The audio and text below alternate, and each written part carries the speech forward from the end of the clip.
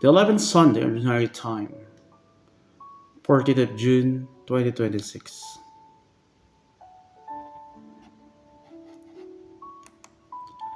Theme: God's Plan of Love.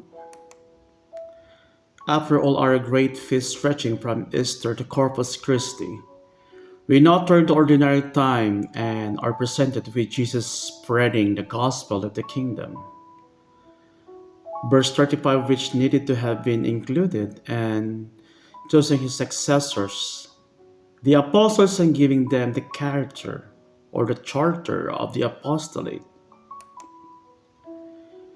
Israel was made up of 12 tribes. The kingdom of Jesus was to have 12 founders. The 12, or the apostles, the later is the Greek word plural, meaning those who are sent. Jesus himself chose the term. We turn to our first reading from Exodus and see how Matthew had this in mind when he was describing Jesus choosing his apostles. The entire past of Israel converges on the event at Sinai, the call of Abraham and the deliverance from the Egyptian yoke show God's intention for his people, and they gradually realize what God's call is.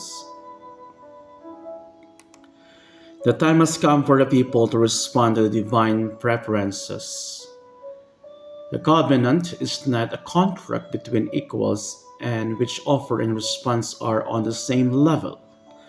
Rather, the initiative is entirely the Lord's. Israel does, however, have an obligation to agree to the salvation offered to it and to express a desire to commit itself to fidelity to the law of the Lord. The text of the covenant will be Israel's religious and social constitution. Here we see a people taken from among the nations and consecrated to God.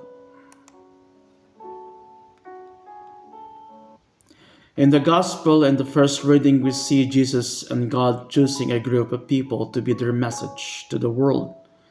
We read in Matthew chapter 9 to 36, when he saw the crowds, he had compassion on them because they were distressed and helpless like sheep without a shepherd. In Exodus chapter 19, verse 5 to 6, the Lord tells Moses to tell the people, "Now if you will obey my voice and keep my covenant, you will be my own possession from among all the peoples, for the entire earth is mine. You will be a kingdom of priests and a holy nation for me." How does Paul in the reading to the Romans explains God's great plan for humankind? He says in Romans chapter 5 verse 6, "Thus God proved his love for us in that while we were still sinners, Christ died for us." What is our response to our call out of such great love? Psalm 100, a psalm of thanksgiving. Acclaim the Lord with joy, all the earth. Serve the Lord with gladness, enter his presence with songs of joy. Proclaim that the Lord is God, he made us, and we are his possession. We are his people, the flock he shepherds. For the Lord is good, his kindness endures forever, and his faithfulness is constant to all generations.